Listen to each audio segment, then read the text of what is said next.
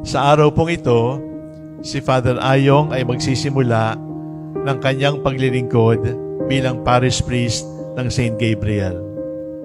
At sa salita ng Diyos, iisa lamang talaga ang dapat gawin ng lahat ng pari. To obey. Iisa lang talaga ang dapat gawin ng lahat ng obispo. To obey.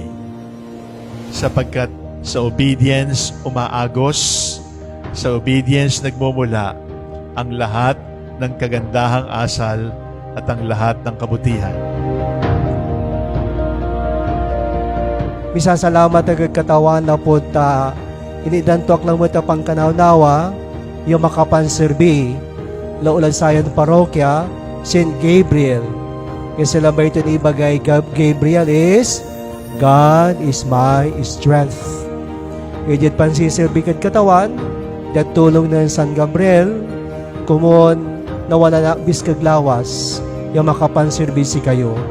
Katon si katoya si pisa salamaton kud katawan at ibaan nyo Ang obedience ay hindi lang tungkulin ng bata sa nakakatanda. Ang totoo, ang obedience ay tungkulin nating lahat. Kahit mas matanda ka, dapat sumusunod ka sa bata. Kahit magulang ka, dapat sumusunod ka sa anak. Ibig sabihin noon, love is obedient, love listens, love is willing to sacrifice. Kapag dumating yung pagkakataon na palagi na lang tayong naiinip sa inyong asawa, sa inyong magulang, sa boyfriend o sa girlfriend, ito ay maaaring simptomas na lumilipas, lumalabnaw, nawawala na yung pagmamahal sapagkat hindi na tayo marunong maghintay. If we are truly in love, love knows how to wait because obedience is patience.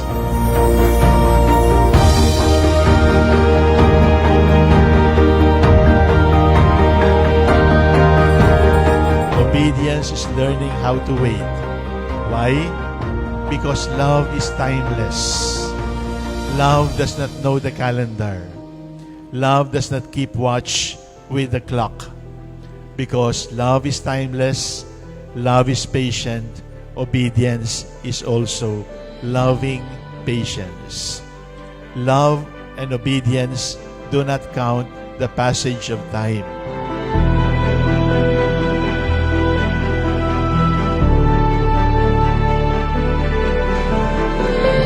Tanamin nyo ya mampipikasi un tutulong lawasad in kaparik salamat abalbalag at saray suporta yu tan panangaro yu. Tan kumadwa dyan pisa salamat ko Diyos dyan sayan piesta na presentasyon kaibak sa Inan Berhen Maria ya mangisak lang na inkaparik bilay ko Diyos ya watan supikakasi kad si kayo. At si karuan ko labat mantutulungan tayo kumun at pampikasi tayo sakitan sakay. So salamat, abalbalag at sakay namin.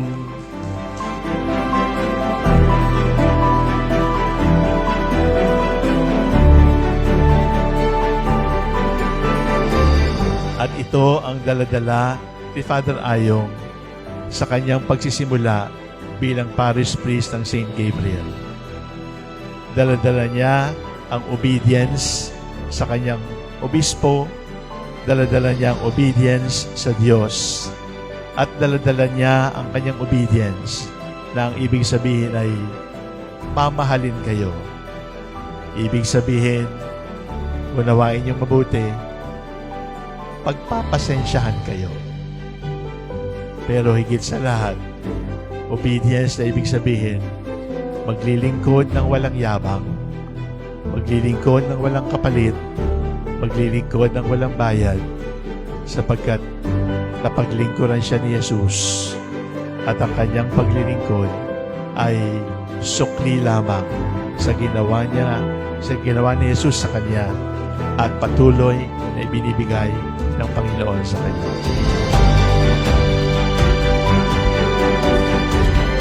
agko ang tanon pipi tapanon ta kayon pi salamatan.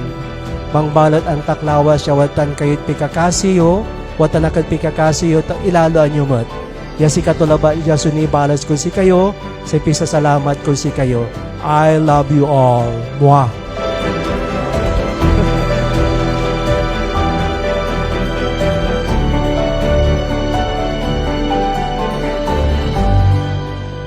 Father Ayong, thank you for the obedience.